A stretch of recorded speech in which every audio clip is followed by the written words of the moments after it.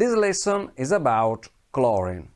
Chlorine is not one of the most important elements for pigments identification, but it plays a key role in few of them, in particular for modern pigments, so modern chemistry pigments. In this lesson we will look at the phthalocyanine pigments and we'll discuss in particular phthalo green, where chlorine plays an important role.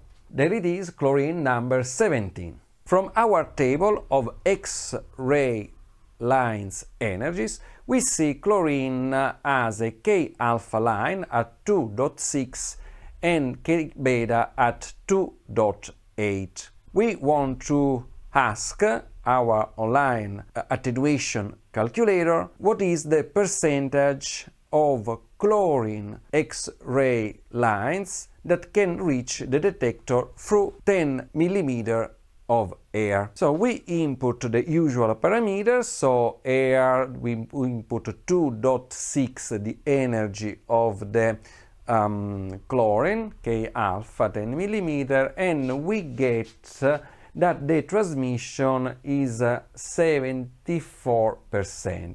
So we are really close getting there to an energy so that all the X-rays can reach the detector. In our class about the X-ray tube and the filter, we said that if we have energies below 2.5, we will use the no filter setup, so the tube without any filter, in order to increase the reading of these low energies X lines. Chlorine is 2.6, so it is actually borderline.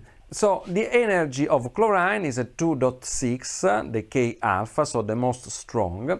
And we discussed that for energies below 2.5 keV, it is better to use the no filter setup, so no filter at all on the X-ray tube.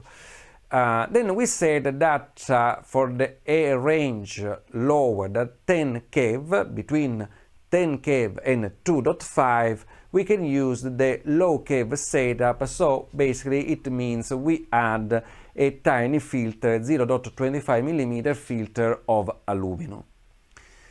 In the case of chlorine, since it is basically in the border between these two regions, the application of one method, one setup or the other setup could be chosen depending on the situation. Let's see some examples. We go in the lab. Chlorine is a gas, actually a pretty dangerous gas. So the easiest way to measure chlorine will be to use table salt. Sodium chloride. So one atom sodium, one atom chlorine. Let's measure table salt.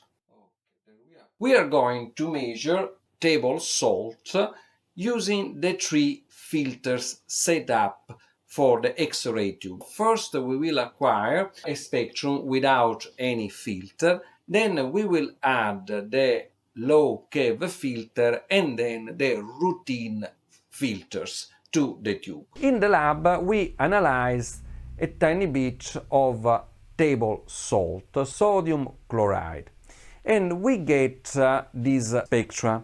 So this one is the peak of chlorine for sodium chloride without any filter on the tube. So we have a very strong peak, a signal very strong, so we are in the order more than 100,000 counts. When we go with the low keV setup, so we add the filter to the tube, in this case you see the peak is much smaller and we are just in the order of 5,000 counts. which is actually still enough. It's a good number. It's distinguishable from the noise of the detector, so we could use this one, no problem. When we use the routine setup, we apply all the filters on the tube. Basically here, at least in this scale, we can't see at all the peak of chlorine. But this was for sodium chloride, this table salt, was the easiest case to test, because we have a lot of chlorine, just chlorine, sodium we cannot see with XRF spectroscopy, so this was the best case to analyze chlorine. Let's see a real case scenario. We go in the lab. For the pigment checker, let's now try phthalo green over here. There it is, this is the spectrum of phthalo green. This is the actual formula. So phthalo green is made by adding chlorine to phthalo blue. Phthalo blue has copper. We identify it in XRF spectroscopy by the copper content.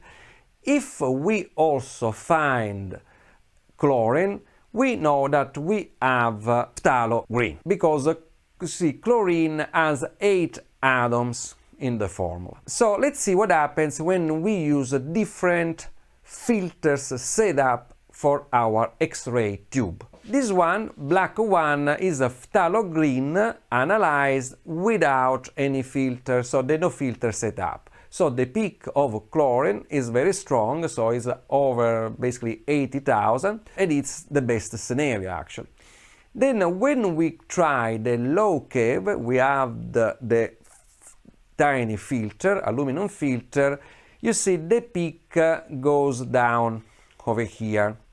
So let's see, on the other side we have a magnification of basically this area over here, magnified the scale over here. Now, so here the scale goes from 0 up to basically 2000 over here. The red one is the phthalo green with the low cave. We see the noise in the instrument and we see a nice peak for chlorine, so we can tell chlorine using the low cave, so it's fine. So this will be, we can use this approach with the low cave if we want to get all the spectrum of the pigment, so we will see also copper at the higher energies. If we use the routine setup, we see the tiny peak over here for chlorine. So in this case, with just the routine, I mean, we can still see the chlorine,